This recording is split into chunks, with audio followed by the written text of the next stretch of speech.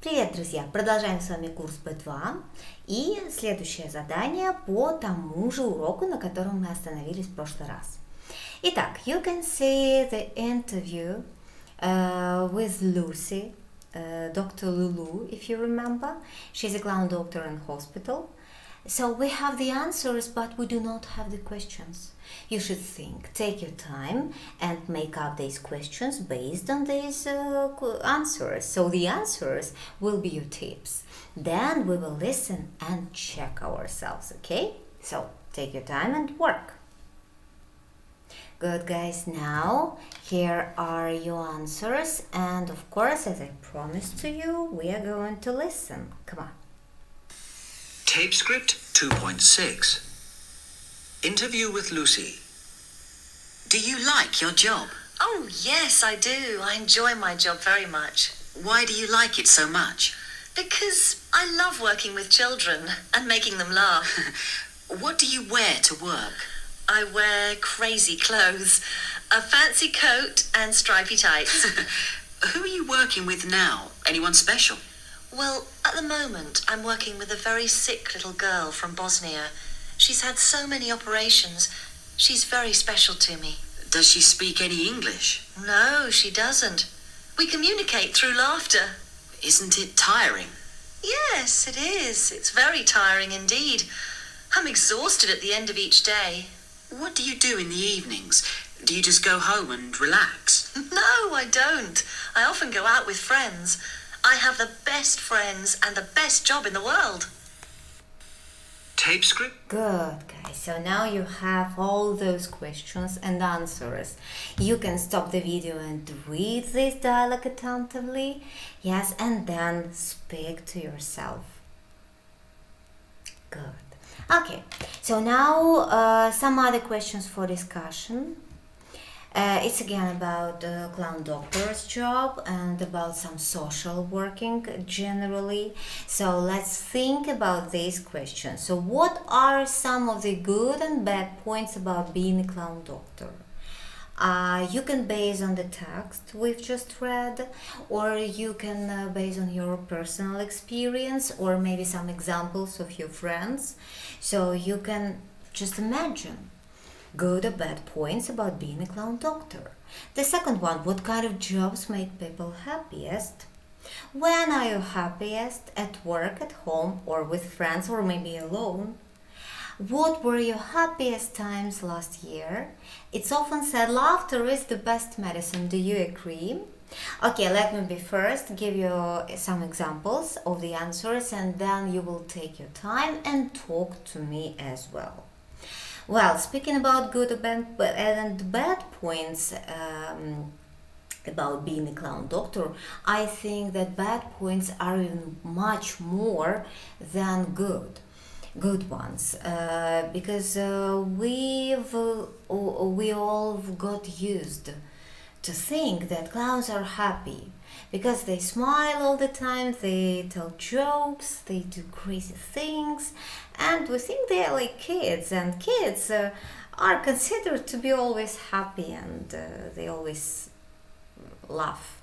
But that's not true, because behind this mask we sometimes do not even notice very sensitive people, very sensitive person who feels sorry for ill people, or who feels sorry for those people who he cheers up at the moment. Yes, so that's a very difficult job, I think, and they of course feel very exhausted after their work, and it's not very well paid.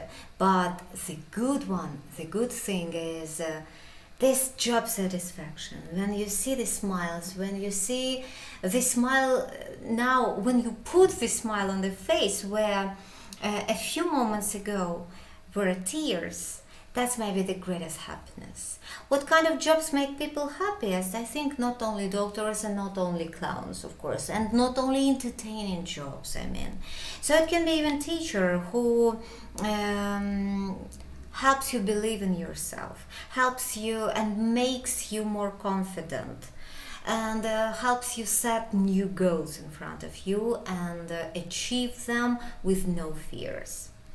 When you're happiest, I am the happiest at home with my friends or with my family.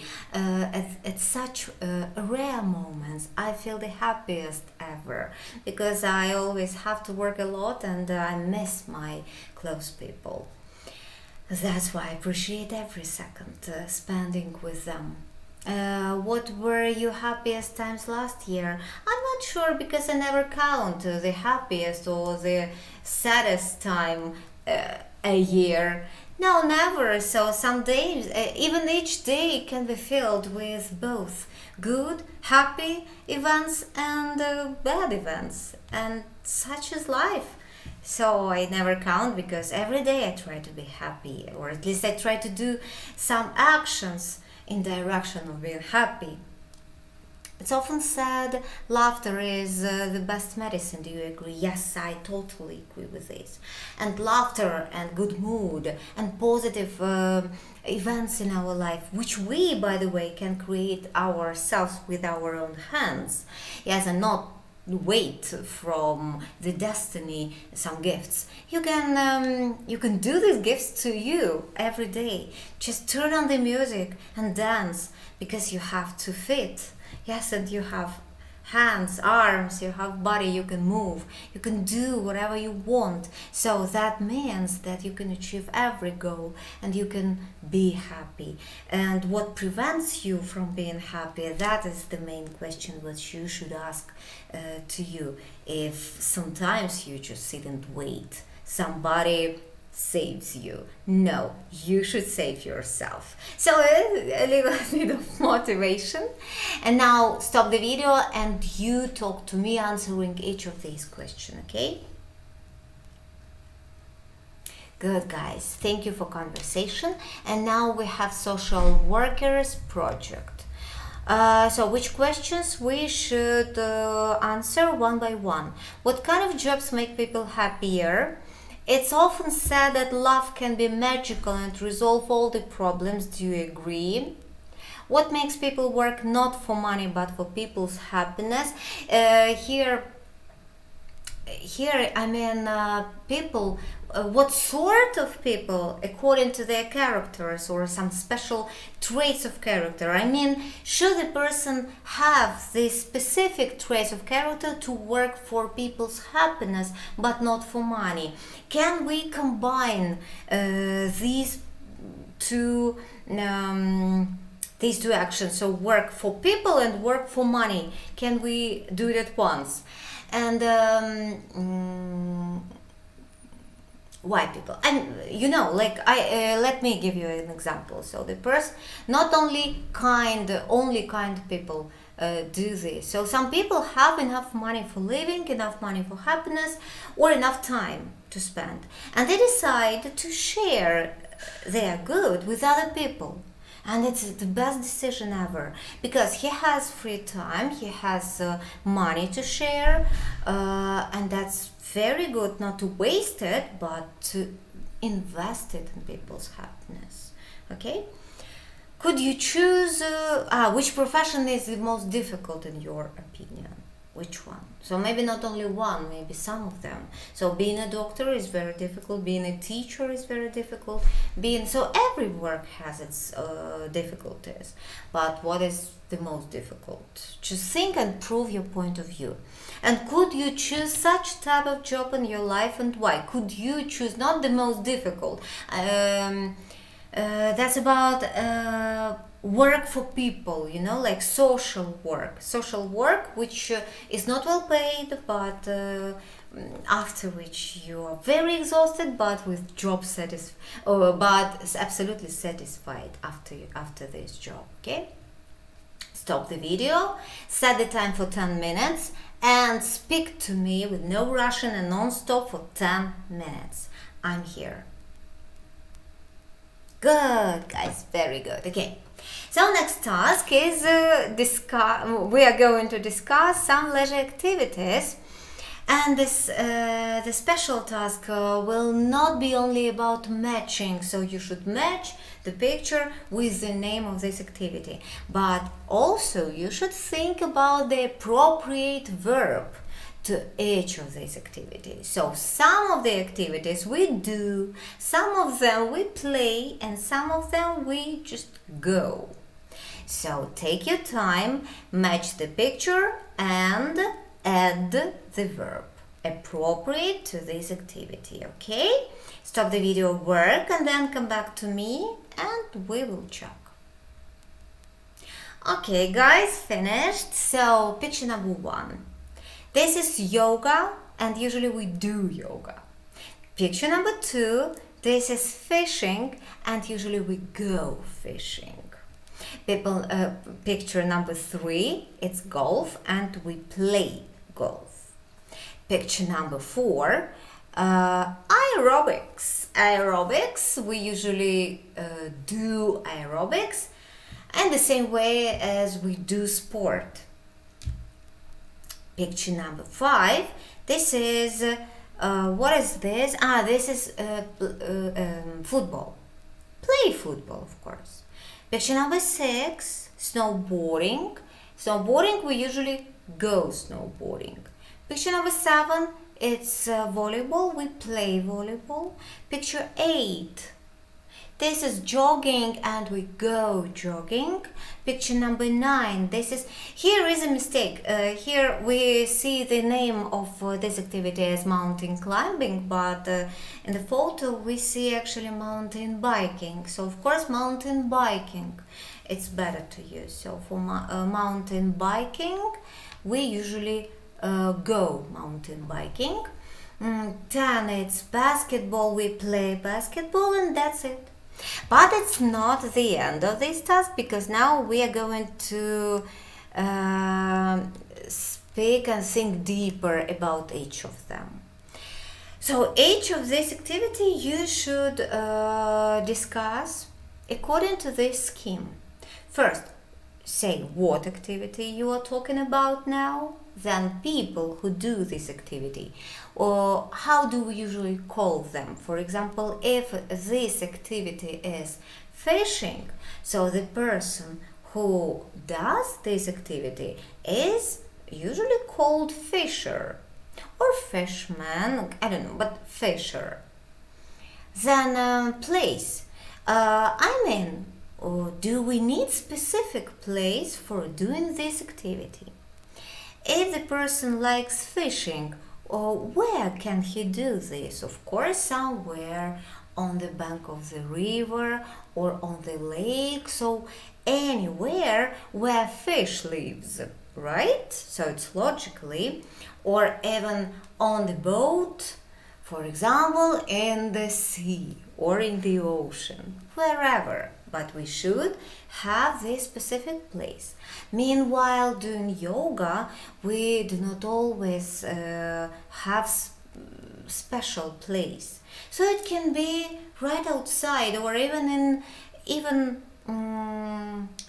inside of your apartment, in the living room or in the bedroom. So you should have some spare area for doing special exercises. Yes, and you shouldn't have, some special place, but you can do yoga professionally in some gym, yes, or again in the mountains at the sunset or at the sunrise.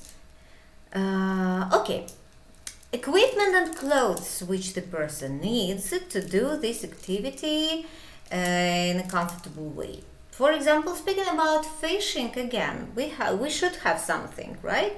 So you cannot do this with your bare hands, like our ancient people, like our ancestors. We should have rod, we should have jackboots or landing net. It's good to have waterproof clothes, especially if it is somewhere especially if it is in autumn, especially in late autumn. So you should have these warm, waterproof clothes. Maybe some tent if you plan to stay for the night or something, okay? And in this way you should discuss each of these activities. Okay, so stop the video and start discussing. Very good, guys, very good. Thank you. And now we are going to listen to 3 different people. We will listen separately, one by one. So we will listen to the first speech, and then we will read and translate. Okay? Then the second and the last one. So these 3 people will tell us about their favorite activity, leisure activity, I mean. And according to the previous scheme, which we used for discussion of those activities, they will tell you about their activity. So, Mary, what they do, how often do they do this, even more information. So, how often, where, so do they have special place for doing this, special equipment, which equipment do they already have or plan to have? And are they good at it? Okay? So be attentive, and first we are going to start with Mary. Tape script 2.7. Sports and leisure. Mary. I'm 85 years old, but I've always been interested in keeping fit. Recently, I started doing aerobics. I go once a week on a Thursday morning to the local old people's day centre. It's really nice there. They run a special aerobics class for us. First thing we do is exercise for about 3/4 of an hour. We go through all the exercises to music. There are between 4 and 8 of us, depending on the weather, really. We just wear loose-fitting clothes and comfortable shoes or trainers.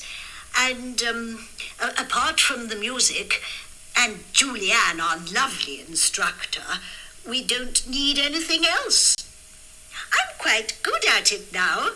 I can do most of the exercises, although there are 1 or 2 that are a bit energetic for me at my age. I'm one of the oldest. Some of the others are just babies of about 60. Afterwards, we all go for a cup of tea and a piece of cake in the coffee bar. It's a really nice morning. Okay, guys, so that was Mary. And I'm not going to read it for you because you have the listening, and you can always come back to that listening and listen it so many times as you want. But for me, I will translate it for you. Итак, Мэри, мне 85 лет, и я всегда интересовалась поддержанием формы, всегда была этим заинтересована. Недавно я начала заниматься аэробикой. Я хожу 1 раз в неделю по четвергам утром в местный дневной центр для пожилых людей. Там очень мило. Они проводят, заметьте, они проводят специальную аэробику, специальный класс аэробики для нас. Первая вещь, которую мы делаем, это мы тренируем, это упражнения, упражняемся. Около 3, еще оно сложно тут изъясняется, конечно, 3/4 в час. Даже как-то они делят эти упражнения на 3/4. Мы проходим через все эти упражнения под музыку, то есть мы делаем все эти упражнения под музыку. Итак, нас вообще там между 4 и 8, то есть 4-8, в зависимости от погоды. Здесь опечатка not on he, on the weather. На самом деле мы обычно просто носим свободную одежду и удобные туфли или эти ботиночки такие спортивные. И кроме музыки и Джулианы, нашего милого инструктора, нам больше не нужно ничего другого. Я довольно хороша в этом сейчас, и я сейчас могу выполнять большинство упражнений, хотя there are one or two that are a bit energetic for me at my age. Хотя одно или два из них немножечко энергичные, даже немножко прям слишком энергичные для меня в моем возрасте. Но типа молодец, я все равно делаю это хорошо. Я одна из самых старших там. Некоторые другие, это просто детки, им по 60. После всего мы идем на чашечку чая с кусочком тортика в кофе-бар. И это действительно классное утро. Есть, ребят. Stop the video and read yourself. Okay, guys. Now translate. Good. And now, давайте так, не смотрите туда, перескажите мне это. Просто расскажите мне. Вот так отвернитесь от экрана и полностью расскажите все. Very good. Okay. So now let's come back to another person. Another woman is Jenny. Come on. Jenny. I didn't start skiing until my mid-40s. Now I go once or twice a year for 2 weeks, usually in early spring.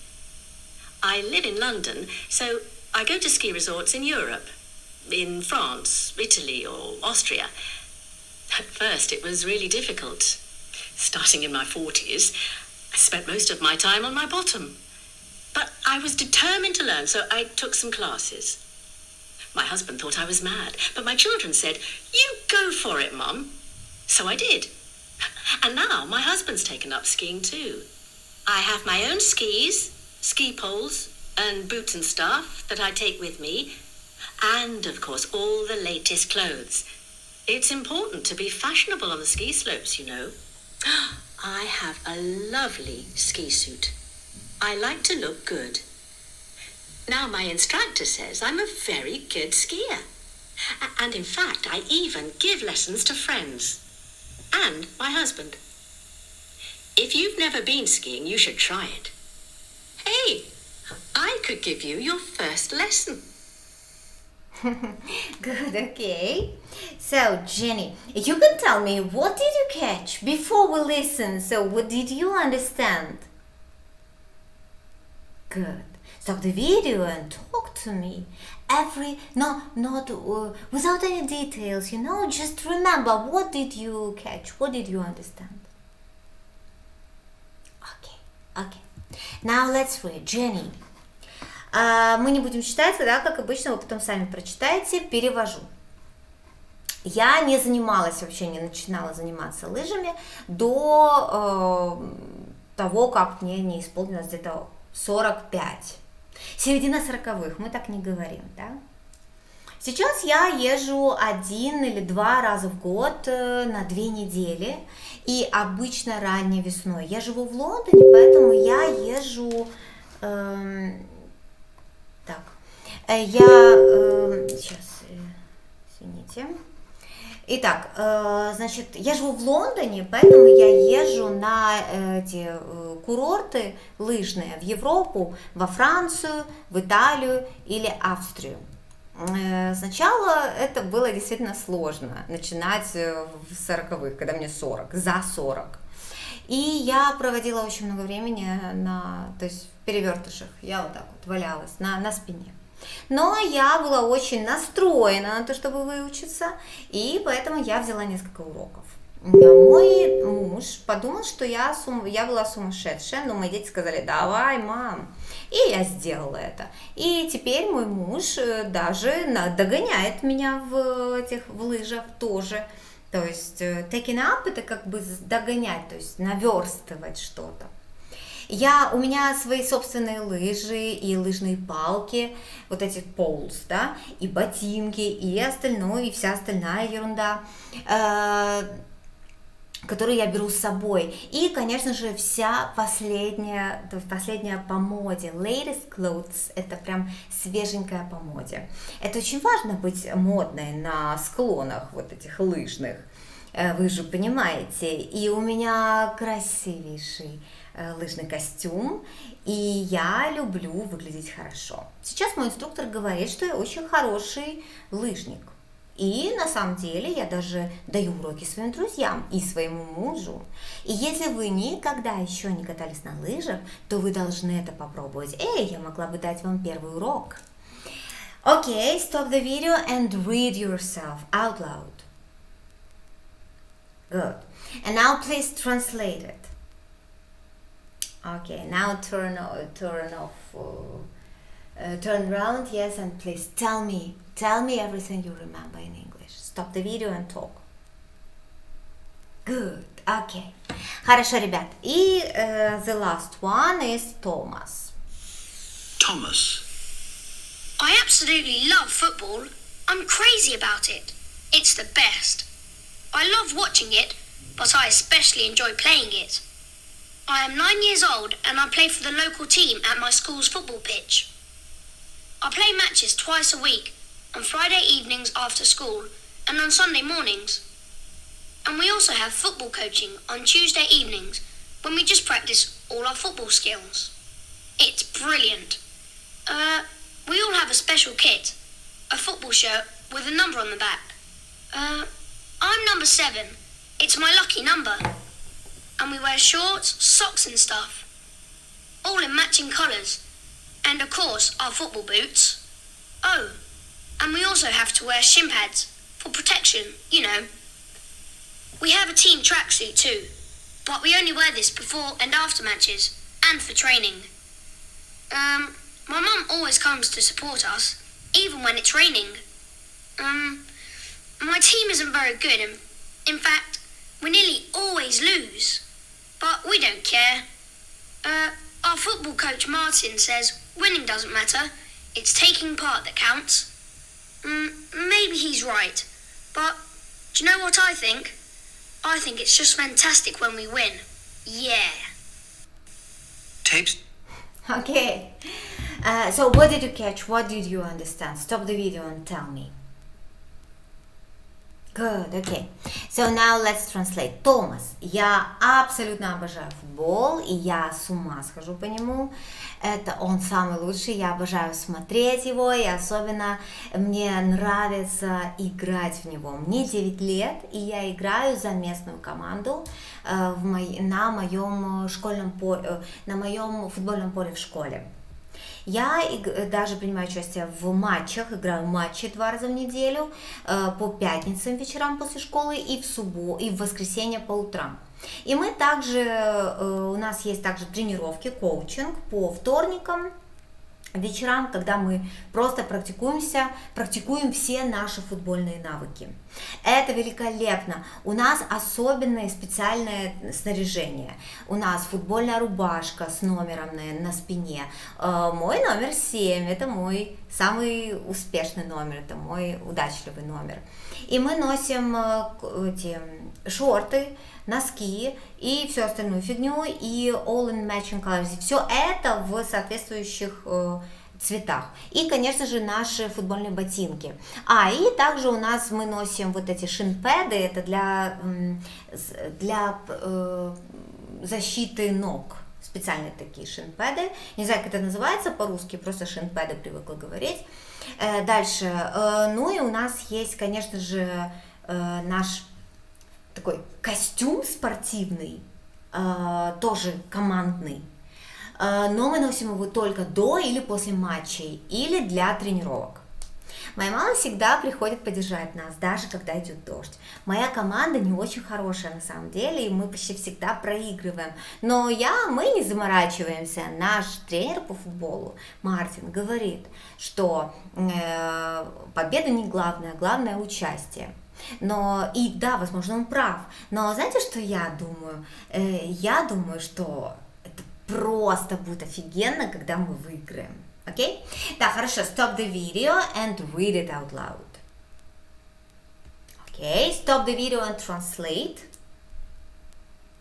Good. And now stop the video and tell me everything. Good, bravo.